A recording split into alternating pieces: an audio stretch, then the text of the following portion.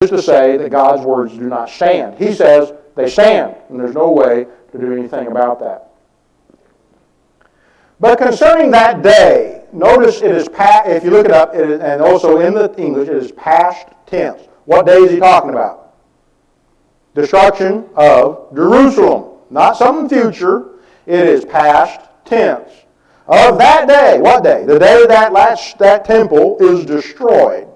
Now, when he speaks this, it hadn't happened yet, so it's still future, 30 years approximately, but at the same, or 35 years approximately. But still, when he says this, he is reflecting on what he's just said, which is that Jerusalem is destroyed. So what transpires next is not when he comes back, as some would claim. It is still referring to the aspects of what takes place around the destruction of Jerusalem. An hour no one knows, not even the angels of heaven or the Son, but the Father only. Now, in this, we go back to where we were a minute ago, talking a little bit about what did the Lord know and what did the Lord disclose. We know there are certain things Jesus emptied himself of. That's found in Philippians chapter 2, verses 5 through 11. We don't know what all that meant. It's not a matter of emptying himself of God. We know that for a fact. He is God. We know it isn't an emptying himself of the blessings or grace or truth or these things. Those things are not emptied of him. But there appears to be in the incarnation certain things that either he didn't want to have with him or were not able to be with him due to the incarnation. It appears certain things he knew very distinctly. For example, he's already told us a variety of times in our study he's going to die, be buried, and resurrected. Now, he could have learned that from Isaiah if he wanted to. But, of course, he had that information. We also have the indication that he knew approximately, or if not exactly, when the death, burial, and resurrection was going to transpire. He worked up to it accordingly because he had that information. So the question I have here is, many times this passage is used of when he will return. I don't see it. I see that he's saying something else, and that is that the exact moment was not going to be disclosed. It is the Father's to do. The destruction of God's people and the ending of the Mosaical dispensation fell within the parameters of what God was doing. It was his own. And as long as Jesus was incarnate, that information was the Father's. It was not his. So instead he goes through this elaborate little scenario of look at this and look at the signs and look what's happening. When you see them, then you run. Now, how tight do we want to bear on that? That's an interesting question. I don't know I have the answer exactly. But that's the only thing that makes this passage make sense with the past tense that we're talking about the destruction of Jerusalem. That. Judgment final is in God's hands, and apparently the day that Jerusalem was going to be destroyed was in God's hands. Correct. And not in somebody else's. That's why he said the Son of Man doesn't know it. But God is the one that's making that final decision. Exactly. And he's going to send Jesus to take care of it. He's the judge in that picture. So we have this statement. Now, is it true that no one knows the hour when he's going to return? Well, that's true. I wouldn't argue it. We would go to Peter. We would go to Thessalonians. He's going to come in the blink of an eye. So the idea of me knowing when he's going to return, that may have a bearing.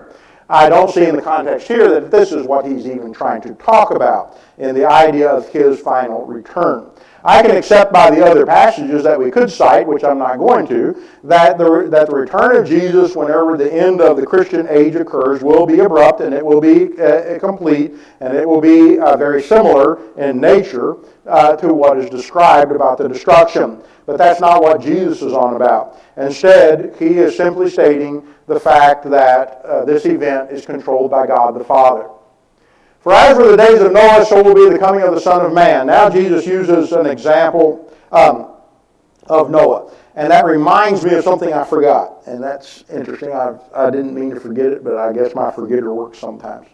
Earlier on, when he was talking about things, he mentioned Daniel. Now, that's important. And I skipped it. And here he's going to mention Noah. In the prophecy, I don't know if I can, I think I can go right back here and find it.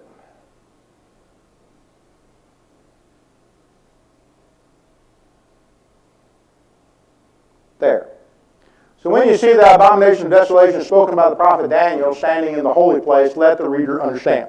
Now, the reason why I want to make just a quick note here, and then we'll go to Noah, is that in Daniel, if you go back and read this, it's pretty unclear as far as what Daniel is saying. The only reason we know it's the Roman Empire is because Jesus says so. Otherwise, we would not know in Daniel that that's whom he is talking about. Now, the reason why that's significant is that the premillennialists of our day, they like to use Daniel to say all these things happen that are still coming. And they use actually this passage in Daniel to try to prove the fact that this is happening when Jesus comes. When in actual fact, Jesus himself says it's about the destruction of Jerusalem right here. Now, the importance of that is that Daniel, the book, the prophecy book, is fulfilled. It's not going to happen later on. It's fulfilled. Jesus himself fulfilled it. Now, it's fulfilled in three ways in most respects.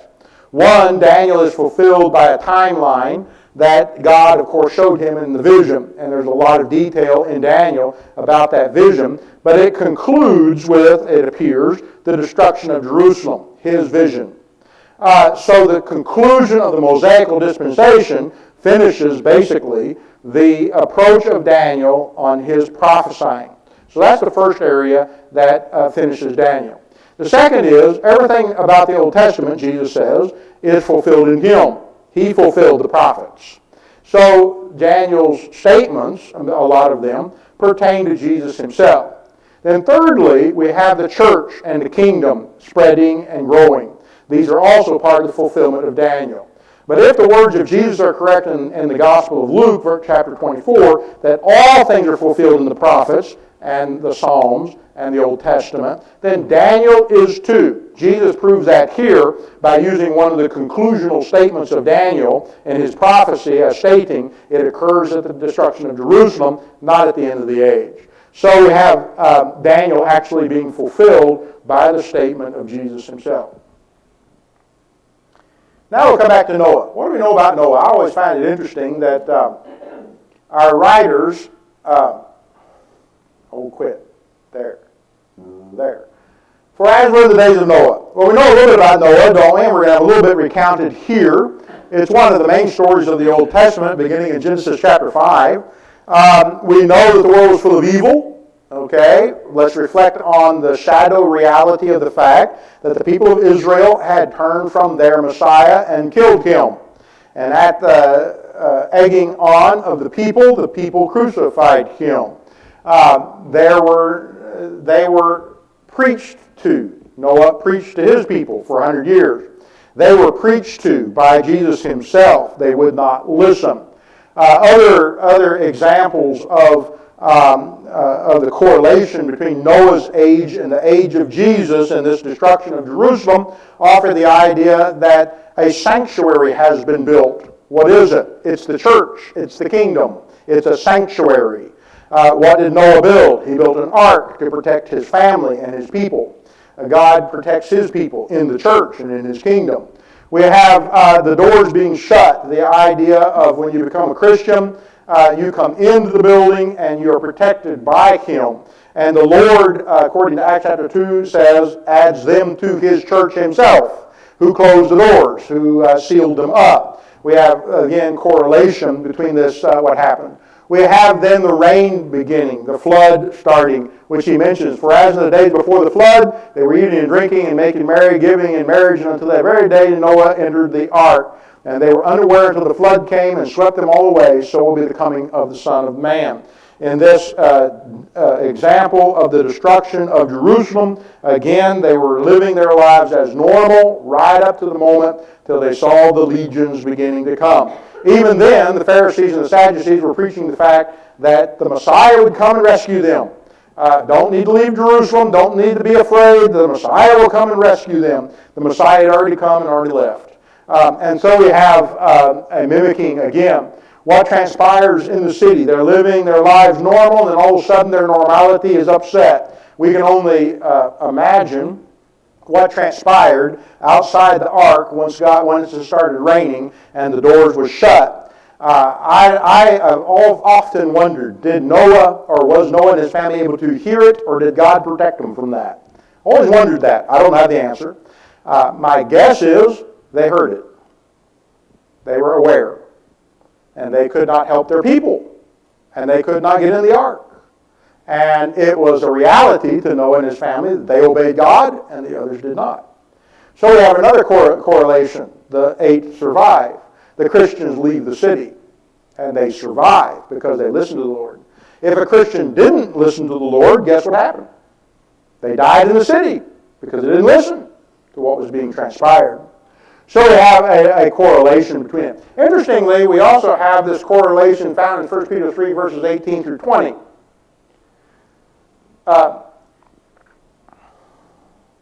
And he talks about Noah, so let's read just a little bit.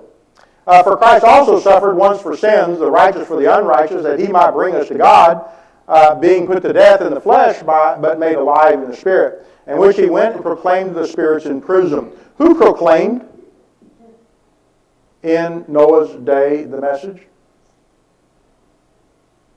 Noah. It says the Lord did, but Noah. Who proclaims the message of the gospel today?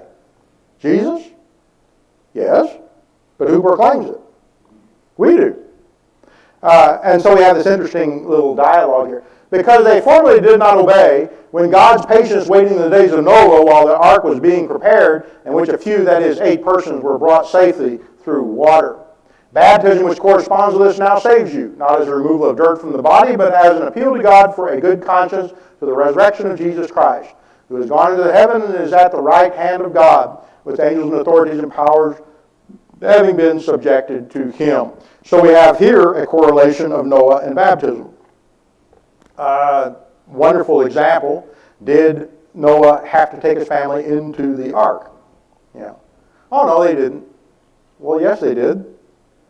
Did they have to build the ark? Did they have the door closed? Did they have, where they had to be righteous? Who was going to be allowed in? Who was not going to be allowed in? On and on and on. Baptism corresponds to this because it is the process by which we are saved.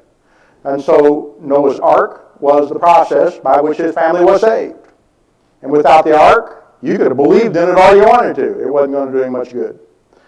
Instead, he took action as God had commanded. Then 2 men would be in the field, one would be taken and one left. Interesting language. 2 women would be grinding on a mill, one would be taken and one left. Therefore stay awake, for you do not know on what day your Lord is coming. A lot of people say what we're talking about here is when Jesus returns. And magically in the field, one is swift into the air and the other is left. And then we have the other one swift into the air and one is left. And we do have a passage actually in Thessalonians that talks of the fact that we'll meet him in the air. So I wouldn't argue that we're going to meet him in the air. But if we turn this and apply it to the destruction of Jerusalem, and we follow the precepts that Jesus has already laid down, when the Christians heard and saw what was transpiring, what did they do? They ran to the mountains. What were they commanded to do? Do not go back home, and do not take anything with you. Okay, what if your neighbor who's out in the field as well is not a Christian? Who's left and who leaves? You see, the Christian left. He saw the signs. He had the warning. And so he found safety. And the wording is a bit graphic in the idea that one is taken and one is left, but the idea that one left and the one that did not believe remained, and they died. This goes back to Lot's wife. Mm-hmm. Don't look back. She looked back. This is the same type of thing. Stay awake. You don't want to miss the sign. You see. You don't want to miss the opportunity to leave. So stay awake. Watch for it.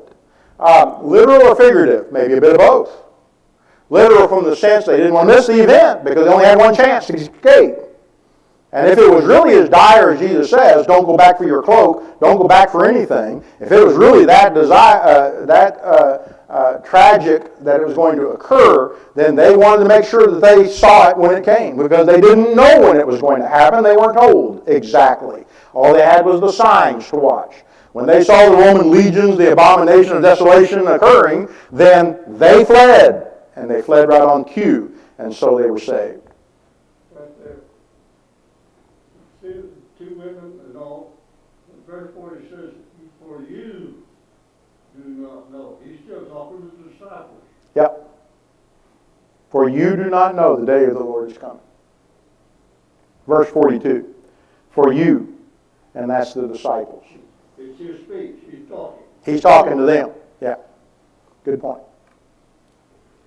But know this, that if the master of the house had known in what part of the night the thief was coming, he would have stayed awake and would not have let the house been broken into. Therefore you also must be ready, for the Son of Man is coming at an hour you do not expect. Now, is that a true statement of when he returns? Yes. Wouldn't argue that. We have other passages that would substantiate that. But this is applied to this destruction of Jerusalem. They don't know when the Lord is going to come and perform his judgment upon Jerusalem exactly. All they have is the signs. They are to stay awake and be ready. I would gather if they had brought some of their, well, let's say their coat with them, they didn't have to go back and get it. They could take it with them. So their preparation was important. If they were going to salvage anything, they had to have it with them, whatever it happened to be. And so I would imagine some of them prepared accordingly. You almost get the sense that as the disciples taught the church in Jerusalem, then the Christians went home and prepared themselves for what was about to transpire, so that they could salvage maybe a little bit of what they had, if possible. But they weren't allowed to go back and get anything. That was the words of Jesus himself. I have a question. Go for it. Okay, the destruction of Jerusalem. The Romans are liberating Jerusalem. Yes. Okay, then so how is it Jews and Romans coming? Yes. That's what they Yes. Yes. And history shows, Josephus described it, he was therein, the destruction, he escaped, but he was there. He described it in his writings of the first century as well. It noted the fact that the legions arrived in droves.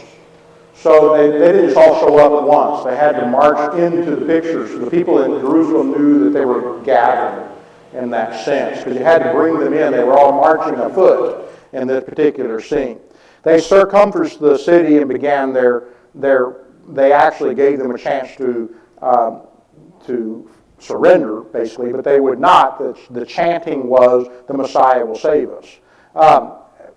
While at the same time, Martin brought out, and I had to go back and look that up, Martin, because that's kind of interesting, but that in Rome there were some altercations going on, and because of that, the leaders had to go take care of that in Rome, and during that short period of time, the legions pulled back far enough for people to escape. And so the Christians escaped. Everybody else remained because they were being told by the Pharisees and the Sadducees the Messiah will save us. And so as soon as that little altercation, it didn't take very long, they settled it, they came back and finished the destruction in 5 months. Yeah.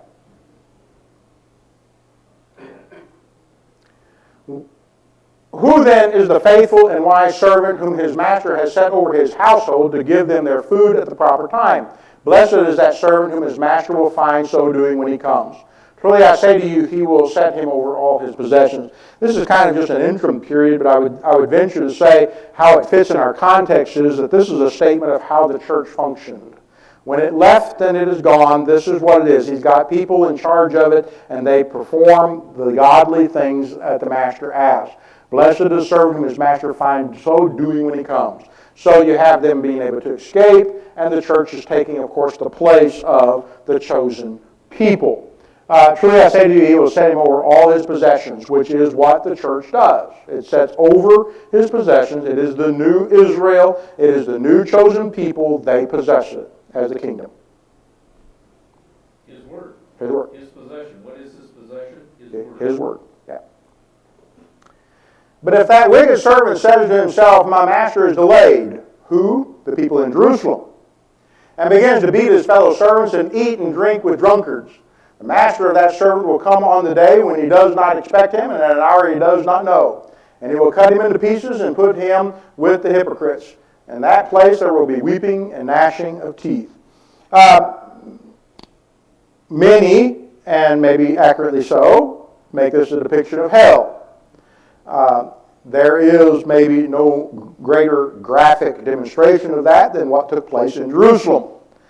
It was, in all practical purposes, a living hell on earth, if you want to call it that, and what transpires there. Was there gnashing of teeth and weeping? Yes, because they were eating their own children and they were dying of starvation. It was so severe that they lost all human sensitivity in the city itself. So you have both in line here, because not only are they suffering physically because of their lack of belief in Jesus, but they also then, of course, suffered spiritually whenever they died and left this life.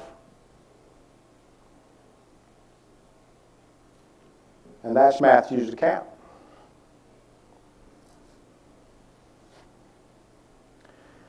Now, what we'll do next time in this is we will read Mark and Luke, just to kind of touch on a few pieces because they do deal with this. We have Mark's account, which starts out in the same way. Then we have Luke's account. The curiosity of the Mark and Luke's is they're almost identical in almost every way, so we're not going to need to spend much time talking about the particulars. But there are a couple of interesting little innuendos that occur. One is it tells us which of the disciples are the ones that asked Jesus this question. Secondly, the question asked is not different, but stated. Mark records it a little differently, and Luke does as well. So it clarifies for us where Matthew appears to be asking 3 questions. It actually is not. It's only asking 1. And so Mark and Luke actually clarify that for us in what that question was that was being asked specifically. So instead of being able to go there and dissect 3 separate answers, Matthew and Mark show us that there's only one question being asked, and that's what Jesus answered. So we'll look at that as well as we look through Mark and Luke. Other than that, when you look through Mark and Luke and you read it, we're just going to read them through and then just stop a couple of times to pick on a couple of pieces. But other than that, they're identical. Almost word verbatim in some cases, even as closely as they are associated. Mark leaves out a couple of things, and so does Luke, of what Matthew records, but that's very typical of the 3 anyway. And then we come back to a parable that we find in Matthew chapter 25, so we're going to look at Mark and Luke, and then we're going to come back to Matthew 25, where there is a parable that connects itself to what he's just said. So we'll come back to that when we get to the bottom of it. Any other thought? Hey, I ended 2 minutes early. Aren't you so upset? How's the batteries? Is it running low? Might be running low a little bit. You might have to change them to speed it up a little. That's right. Yep. Well, don't forget our New Year's party. Starts at 6, goes to midnight. Be playing games and doing whatever we do best. Bring your finger food. We, yeah. Gonna have some games going on, and then whoever survives till midnight, if any of us, we will then have a devotional. If not, we will have a devotional and go home and survive. I think that happened last time. I think everybody said, it's 11 o'clock, let's all go home. So they did, which is fine too. But anyway, we'll have a little devotional toward the end there if we can to ring in our new year some way or another. Of course, somebody said, well, if it's 9 o'clock, it's New York time anyway, so let's just have it and be done. Smart people. Smart people. All right, Brother Martin, will you conclude us in a word of prayer, please? Lord God in Christ, we thank you for the opportunity to be here tonight. We thank you for your word that it's true, will always be true, and will never pass away. We pray for your strength in these times that this generation faces. Let us be happy of your